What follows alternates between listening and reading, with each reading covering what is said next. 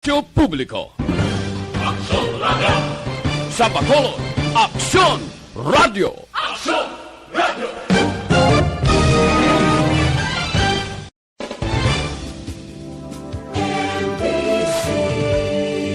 Manila Broadcasting Company. Aksyon Balita Morning Edition. Finalist Best Newscast 25th Golden Dove Awards.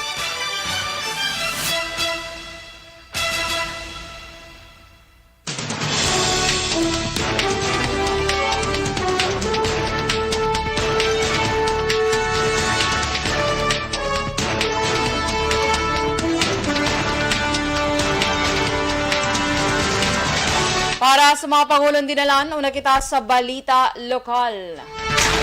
Negros Occidental Governor Lacson nagpositibo sa COVID-19. Task Force Basura Action Officer Julingo nagpahayag nga wala na sang backlog sa basura sa syudad. Balita National, DOH ginatuna ng pag-relax ang quarantine protocol sa Pilipinas. Presyo sang gatong liwat nga magasaka masunod nga semana. Balita International, Island Nations sang Kiribati nagpatuman sang pinakaunang lockdown humalin sa nagumpisa ang pandemya. Sa sports balita, Pinoy top challenger magsayo kag WBC champ Russell Jr. nagatubangay na sa final press con antes ang big fight subong adlaw.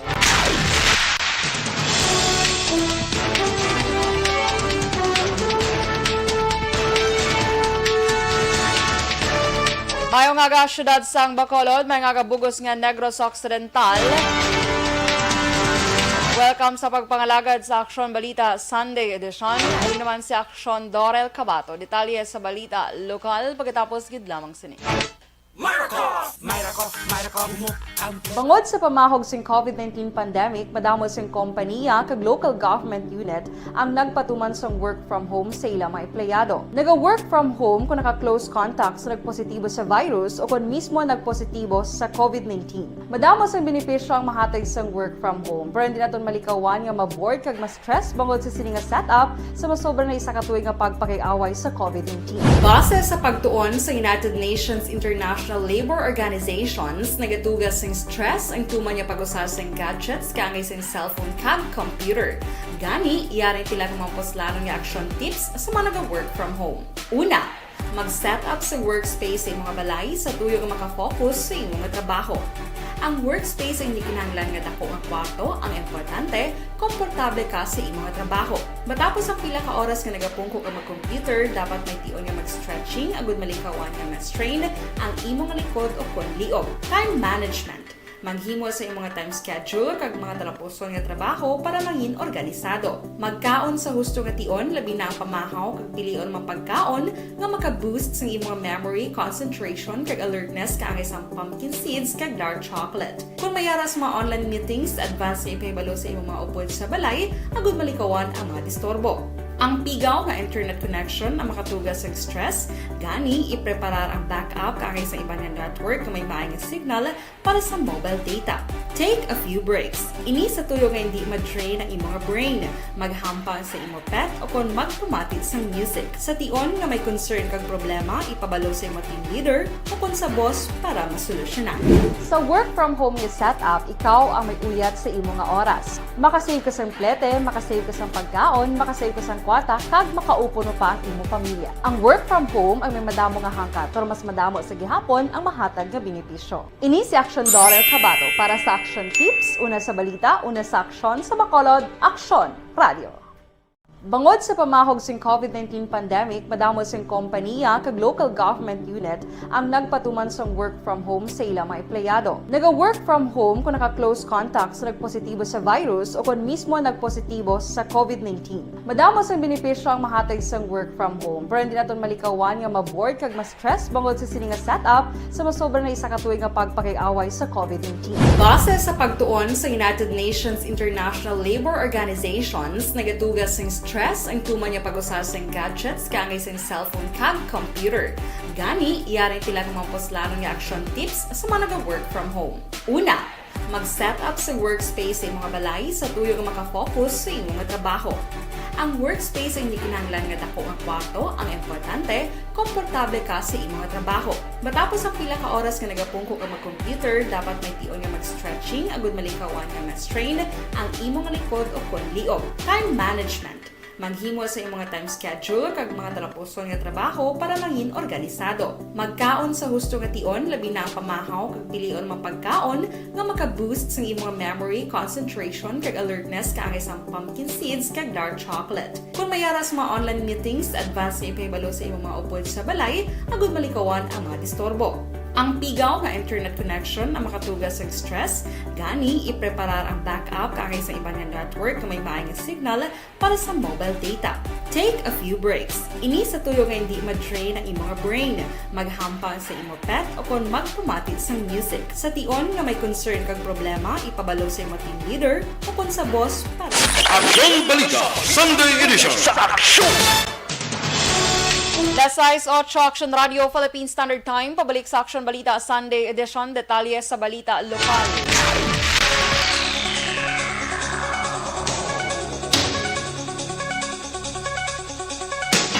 Nagpositibo sa COVID-19 si Negros Occidental Governor Eugenio Jose Lacson. Suno kay Negros Occidental Provincial Administrator Attorney Rayfrando Diaz II. Kahapon sang aga sang ginswab si Lacson kag nagwang resulta sa nilas 2:20 sang hapon.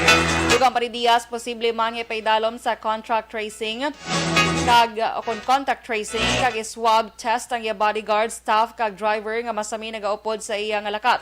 Wala naman sang kabalakan sa mga staff sang gobernador sa iya opisina. Tungod umpisa sang Huwebes, wala na ini makapalapit pa gikan sa malakat sini sa sur nga bahin sang probinsya apang nagpasa sa gihapon sang ilang ngalan sa Provincial Health Office. Palayag pa sang Provincial Administrator, hindi man magproblema ang natubang sadto ni Lacson sa sur. Sang Miyerkules kag Huwebes, bukod nagpa-antigen test ini, sa mga adlaw kag non-reactive ang resulta.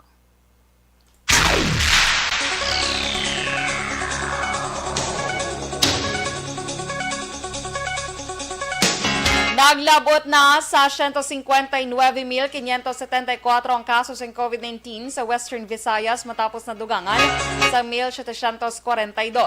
Sa bago nga kaso, ang Iloilo City may 635, Negros Occidental 306, Iloilo Province 257, Bacolod City 182, Antique 128, Aclans 125, Capiz 96, kag Guimaras 13. Samtang nadugangan sa 443 ang recoveries nga nagdala sa kabilugan, 141,230 kag 12 ang bag-o nga nagkalamatay. Nagdala naman sa kabilugan nga 4,757.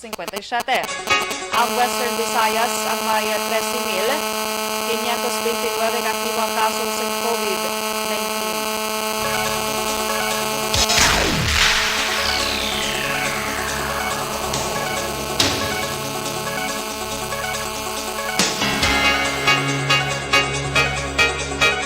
Ginklaro ni Task Force Basura Action Officer Wilfredo Taba Julingo nga wala na sa nabili nga backlog sa mga basura nga sadto wala pa mahakot sa garbage collectors ang IPM o kanya IPM pagkatapos ng holiday celebration kag pag-igo sang Bagyo Odette. Suno kay Julingo paagi sa Action Center nga ginpamtang sa talatapan sang Department of Public Services o kan DPS. Tanan nga mareklamo nga ilan na baton gikan sa mga pumuluyo sang syudad ang tigayon na nga nakolekta. Duga pa ni Julingo gindugangan man sang IPM ang ilang mga salakyan kag operasyon na naglabot sa isa ka gatos ka trip kada adlaw. Kapiyak nga bakin madamo na nga mga individual sa Bacolod ang tigayon nga nadakpan sa Task Force Basura na nagapasaway apang ini sila ang wala pa gin papanaugan sang penalidad sa baylo ginatagan lamang sa nagakaigo nga paandam.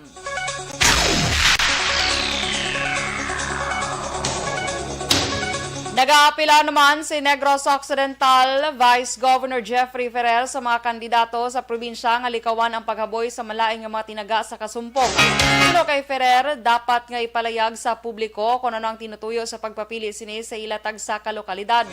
Dugang pa sa nga Vice Gobernador, mas maayo nga plataporma di gobyerno kag hindi personalay ang kampanya agod mahangpan sa botante. Hindi matago abisar nga may pag-isa ang United Negros Alliance akon Yunega, kag Love Negros nga mga local party apang maingkwentrohan ay sa gihapon sa Banwa kag syudad.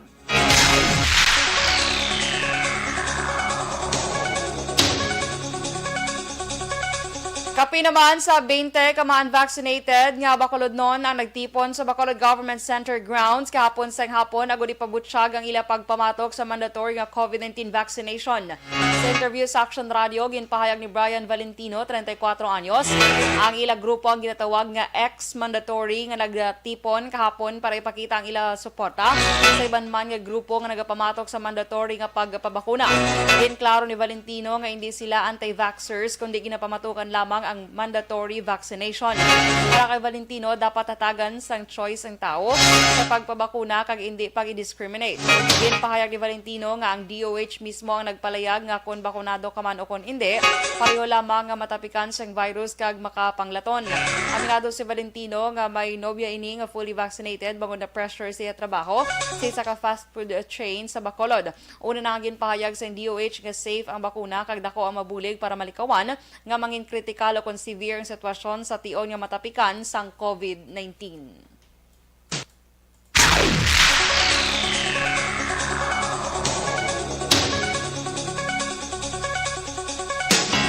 Kag sa katapusan nga balita, lokal, 3 ka mga miyembro sa New People's Army o NPA sa isla sang Negros ang nag-surrender sa otoridad sa sulod sang isa ka semana.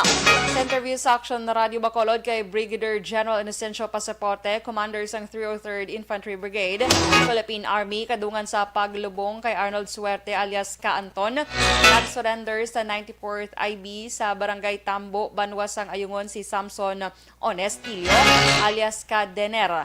Si Tilio isa ka-aktibo nga miyembro sa NPA kag squad leader sa Central Negros Front 2. Enero 17, 2022, nag-surrender man sa 79th IB ang mag-asawa nga NPA sa Northern Negros. Sunod pasaporte ang duha ang ginkilala lamang kay alias Ka Bruno kag alias Ka Mary. Si Ka Bruno ang ginakilala nga political instructor samtang asawa sini isa ka educational instructor sang nag-dismantle nga Northern Negros Front. Hungod nga wala ginhatag ni pasaporte ang pangalan sang mag-asawa para sa ila seguridad kag samtang ginaproseso pa ang mga papeles.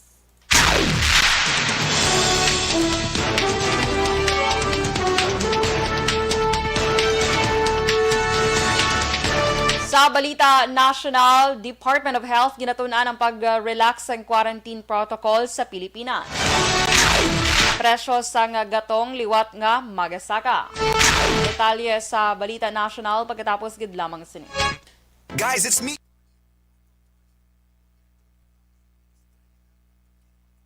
Alright, good morning mga ka-aksyon. Happy Sunday everyone. January 23, 2022. Kamusta kamo mga ka-aksyon sa nagaupod sa aton subong sa Facebook Live?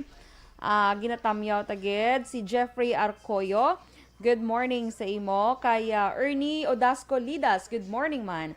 Araman si Sir Milili Oligo. Araman si Hi Ma'am Van. Good morning sa imo. Good afternoon gali dra sa imo sa may Minnesota, USA. Upod man kay Doc Matt Mayo. Maayong aga. And Miss Jinky Dialagdon. Good morning man. Dili lang kay hindi ko ni daan makita kung ano. Kung mag-send bala 200 stars, hindi ko makita ang bilog nga comment. Sige lang. Tanawon tadi sa akon isa ka cellphone. Kaya Miss Jinky, happy blessed Sunday Action Dorel, kag kay Mr. Biboy Villasor, Ma'am Vanessa Mayo, Doc Matt Mayo, Noel Amar, kag hindi ko makita ang sugpon. Anyway, thank you so much sa 200 stars Miss Jinx. Tantawon ko lang di karano kon makita tadi sa aton yung monitor sa sa computer. Kay do mas na diya, mas mabasahan na diya. Ambot nga nagamo ng cellphone ko kung mag-send stars nga lawig ang comment. Kung lawig ang comment, hindi ko siya mabasa. Pero kung lipot man lang, mabasa man lang. Okay? Sige dugay-dugay. Kaya Roland Octavio, good morning man. Watching FB Live sa San Antonio, Chile. Happy Sunday, stay safe. Salamat. Kay, dali lang. Albert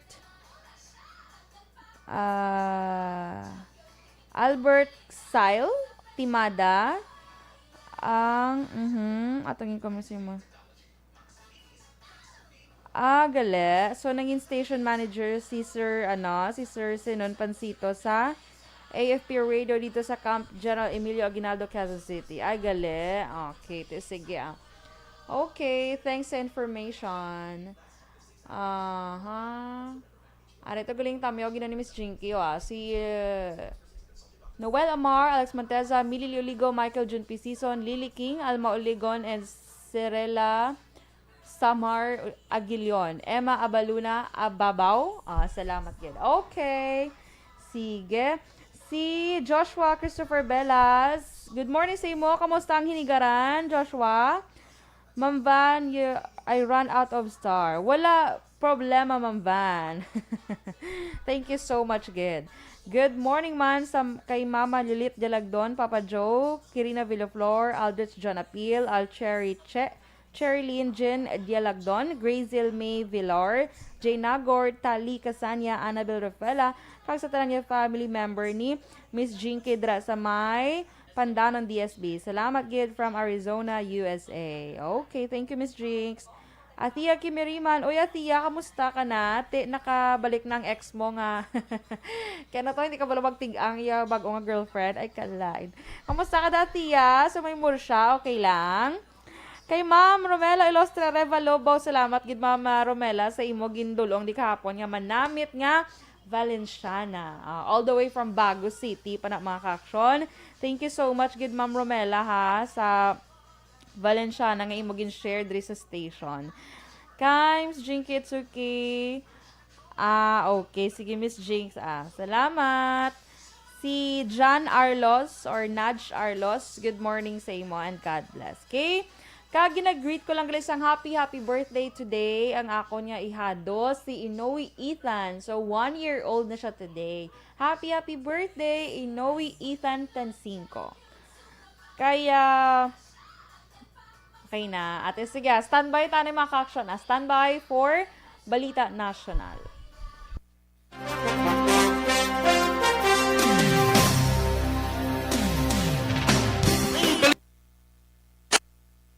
Aksyong Balita Sunday Edition. Sa aksyon!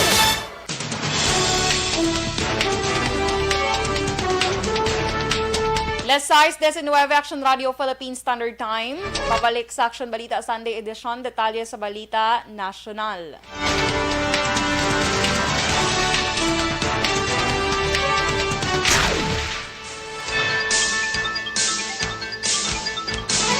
Ginatunan na sa Department of Health ang proposal nga i-relax ang quarantine protocols para sa international visitors.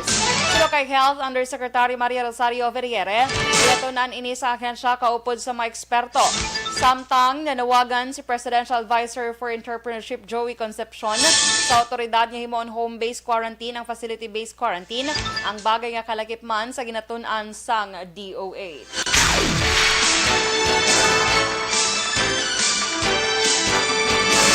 Nagapangita sa karon ang Department of Health sa mga volunteers para sa mga COVID-19 vaccination sa mga kabataan edad 5 tubtob 11 anyos nga mag-aumpisa sa unang semana sa Pebrero.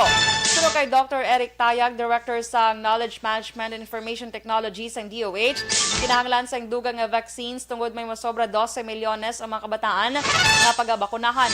Samtang ginanunsyo ni National Vaccination Operations Center Chair Undersecretary Mirna Kabutake, natala na ipagwa masunod nga semana ang guidelines sa vaccination rollout.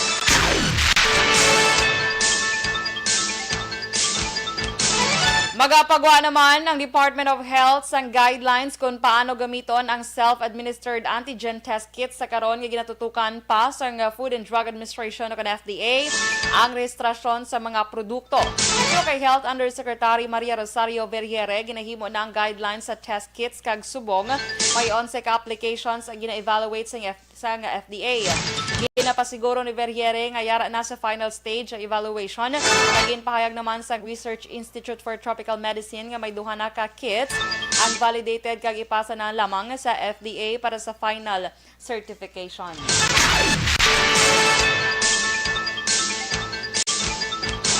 Kag sa katapusan nga balita national, pagasugalawan naman liwat sa pagsaka sa presyo sang gatong ang mga motorista. Sa masunod nga semana, ini ang ikaapat nga semana nga may pagsaka sa presyo sang gatong. Sa estimation sang oil companies, magasaka ang presyo sang gasolina sa 1.45 tubtob 1.55 kada litro, samtang 1.80 naman tubtob 1.90 kada litro sang diesel. Pinapaabot naman yung magasaka sang 1.55 tubtob 1.65 kada litro ang kerosene. Sa karon wala pa sa indikasyon nga maganubo ang presyo sang gatong sa mga masunod nga sinemana.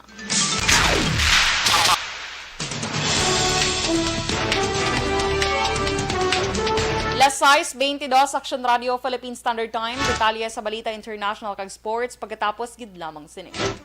Gintong dagat ang pagitan. Alright, so good morning sa liwat kay Roland Octavio, madamo gid nga salamat si magin send nga 75 stars. Thank you so much. Kay Maninoy Michael June P. Season, have a blessed Sunday to you and sa tanan nga members sang Action Radio Bacolod Fans Club. Good morning from Purok Brotherhood, Barangay Sumag. Thank you. You're welcome. Kagay imo gali nga kalendar. Basi karon makahapit ko da sa imo, ihapit ko sa imo. Or ikaw mahapit sa ako. Karon ma-chat ko da sa imo Maninoy ko na ano nga aton nga sitwasyon. Sitwasyon. Liwata, tamiyon ko lang happy birthday gid sa akon ihado si Inoue Ethan Tancinco. So, 1-year-old na siya today. Happy birthday! Okay, kay Sir Nonoy Flores, good morning man. Sir Awin Torres naman sa Hinubaan, maayong aga. Kag sa akon Iloy nga nagapamati, maglio ato siya sa Davao, Subong. Baho nag-send siya sa akon sang shrimp. Enjoy. Sige Senda niya pa ko sang ilagin pamahaw ni Goro. Okay, good morning man kay Kagawad Milagros Alit, kag kay Leo Talaban sang La Castellana. Kag kay Ma'am Luing Melos, good morning dra sa Mibago City. Stand by for balita international kag sports.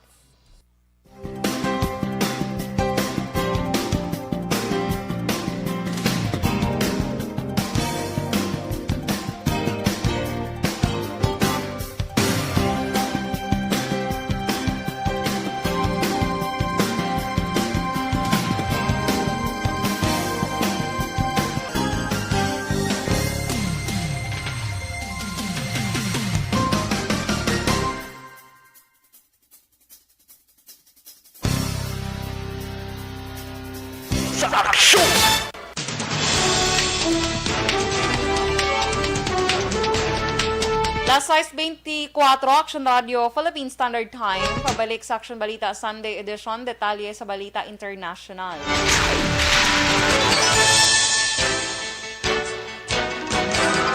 Nagpatuman ang remote island nation sa Kiribati sa pinakaunang lockdown humalin sa nagumpisa ang COVID-19 pandemic.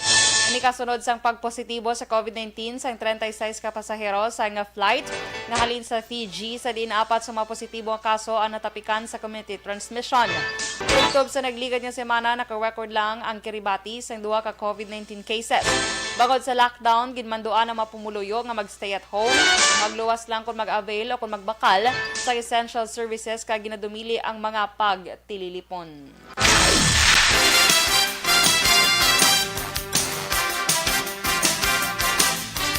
Kag sa ato naman nga sports balita, nagatubangay na sa final press conference ang WBC Featherweight World Champion Gary Russell Jr. kag ang wala pa sang pierde nga top Pinoy challenger nga si Mark Magnifico magsayo antes ang big fight subong adlaw Domingo oras sa Pilipinas. Ginapatigayon ang pagatubangay sang duha sa Borgata Hotel Casino and Spa sa Atlantic City sa New Jersey. Pabugal ni magsayo nga siya ang magapatilaw sa ikaduha nga pagkapierde sa kampyon gikan sa Amerika. Si Russell nga 33 anyos na kag may record nga 31 ka pagdaog, 18 ka knockouts kag isa pa lamang kapierde. Kilala man ini nga longest reigning champion kay natala na idepensa ang titulo sa ikaanom nga kayganan.